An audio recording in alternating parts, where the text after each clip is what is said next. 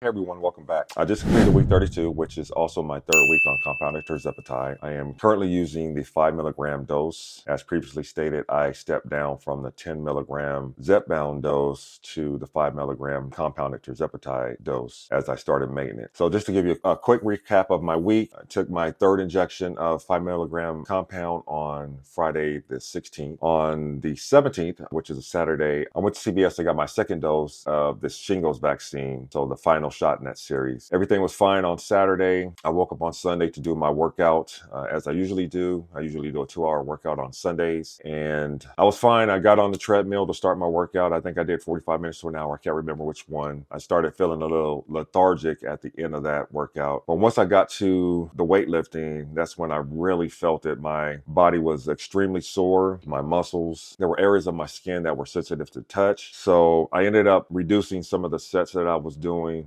in order to try to get through the full workout, not the full time workout that I normally would do, but just reduce the sets. That worked for a little bit. Once I got to the leg press part of the workout, it just hit me just like a ton of bricks, and I had to completely cut my workout out. So I cut it probably about 30 minutes short and went home and laid down for a bit to try to relax, and then I took a nap. So that kind of lingered on until Monday. I didn't do a workout on Monday, and then it resolved itself. So that was an expected side effect of taking this shingle shot. Kind of did the same thing on the first dose, but wasn't as bad. So, but anyway, on Sunday, we also went out to the Olive Garden, and I started that process by looking for a keto-friendly meal at Olive Garden, because there's a lot of carbs at Olive Garden. And then on this journey, I've been focusing on a low carb, high protein diet. Once we got there, I was thinking, why can't I indulge a little bit? So I ended up changing my order from the grilled margarita chicken to the lasagna. I'm glad I did. It allowed me to enjoy myself a little bit, enjoy the food. I ended up eating half of the lasagna and I think 1.5 of the breadsticks and a little bit of a side salad. I took the other half of the lasagna to work for lunch the following day. So that's a takeaway for me, is I can enjoy myself. I don't need to be so restrictive, especially in this phase of the journey and maintenance where I'm just trying to maintain and not actually actively lose weight. So I'll take that with me going forward. I don't have to relegate enjoying life to a special event like holiday or going to a concert or some kind of event. I can make plans to go out and eat and know that I'm going to have a restriction from the medication itself and from my gastric sleeve that's going to prevent me from overeating. The rest of the week was fine. I did my normal workout routine. As far as the medication went, I had great appetite suppression from the medication, but I did continue to have food noise. Again, nothing out of control, but there were, again, moments where I was kind of mindlessly eating snacks, and I was able to stop,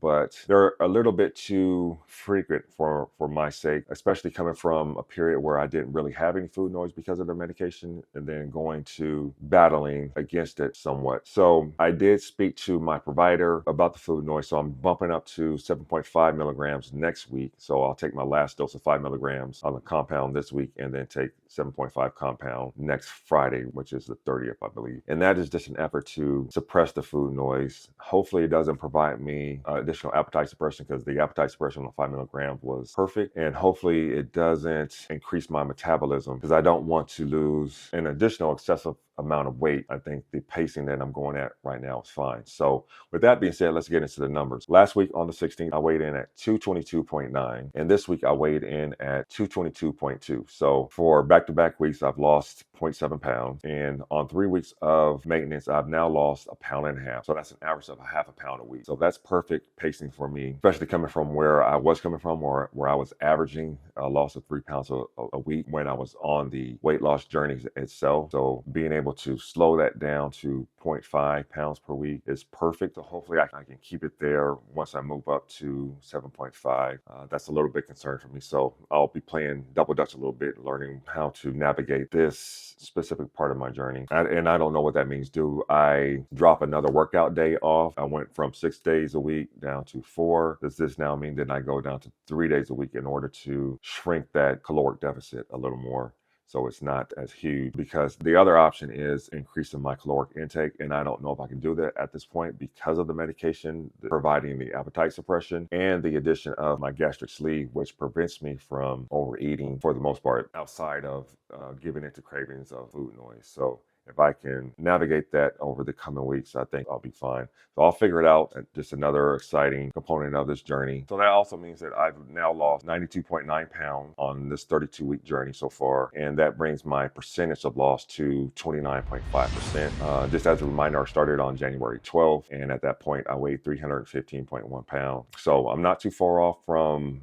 crossing the 93-pound down mark, and also hitting 30% down from my starting weight. Excited about those things. My body feels great. My mind is great. My spirit is great. This medication has been an absolute game changer for me. Another thing I did is to start taking another compounded medication called Semorlin. What this medication does is it induces the body's natural production of human growth hormone to increase your muscle mass, burn more fat, increase your energy levels, and it's supposed to help with sleep. So I've taken it 2 nights already. It has helped with sleep. They say it does take about 4 to 5 weeks for it to kick in on the muscle part of it. So hoping that I can burn a little more fat, particularly around my stomach area and the side of my chest, areas that I'm working on right now in my weightlifting program. Those are key areas of focus for me right now. So if I can increase my muscle mass and burn fat while I'm trying to get my fat percentage down to probably somewhere between 18 and 20%, while also not going below 215 pounds.